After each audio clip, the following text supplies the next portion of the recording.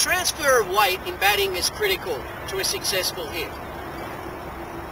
The key is that we need to make sure that the transfer is timely and that by the time the bat is leading into the ball, then all the weight is being used efficiently through the hands and into the bat. Some are proposing though that this can be improved by prematurely transferring the weight. So, does this make sense? Well, the question is that what happens when you transfer the weight prematurely? Well, naturally the body has to manage that weight, and the natural thing is to fall forward, for the weight to overbalance forward. So then this back leg, if we're playing off the front foot, has to be used in some way to avoid that process. And this is often inefficient and ineffective. Much better to utilise the natural forces of the body, such as the back lift, the loading of the back leg, the movement of the hitting foot towards the ball, and the whole bat allow that weight to come through efficiently. Playing spin is a skill of batting. And one of the theories that's being proposed is the best way to play spin is from the crease and to play the ball off the wicket. So as the ball spins, you play off the wicket the ball. Is this the most efficient and effective way of spin?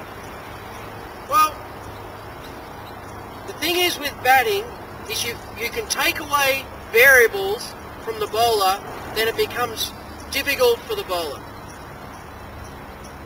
And one of the variables that you can take away with a spinner is his length. And to do this, we use our feet. And if we use our feet and hit the ball on the full, then all of a sudden the bowler doesn't have that variable of being able to hit the pitch and for the ball to turn. So I think that the more you can remove variables in batting, then the better off you'll be in terms of run making. Running between wickets is a critical part of batting. And one part of running between wickets is the turn. And turning effectively and efficiently is a key to good running. One of the theories going around is that by utilising our strongest arm to slide the bat out is the most efficient way to use time, regardless of where the ball is. For example, if I'm a right-hander, then I'm better turning right hand all the time, even though the ball is on the other side of my body. So I'm turning blind to the ball.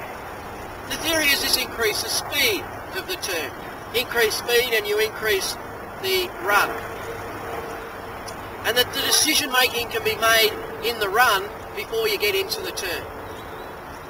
Well, again, you're taking a chance which maybe you don't have to if you work to improve your turn onto your non-dominant side.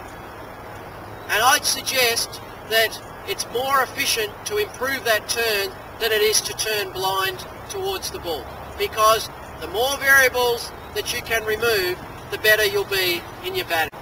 Running between wickets is critical to batting, and the calls are yes, no and wait. The question is, who calls and when?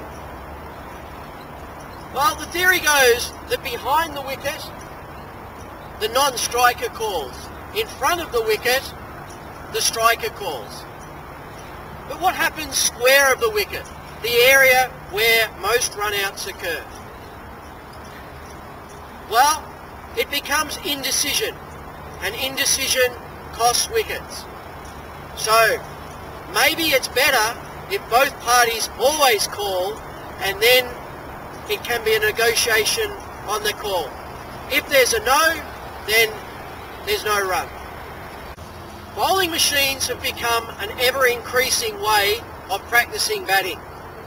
And the proposal is that the more balls you hit, the better you'll become. So, do bowling machines assist in becoming better at batting? Well, firstly, a bowling machine is not a bowler. It doesn't have the run-up, the jump, and the release of a bowler. So to use it as a way of practicing batting against a bowler is a way that won't lead to improvement. So how can we use bowling machines efficiently? Well, firstly, we have to recognise what they're good for. And they can be useful in developing the shots for cricket and by working on your footwork. But it's important when using them that you don't just think that by putting the ball in fast and throwing the hands at the ball you're going to get better at your batting. Unless you're practicing the critical components of batting on that bowling machine in terms of your stroke execution, then it can lead to bad habits, and bad habits are hard to break.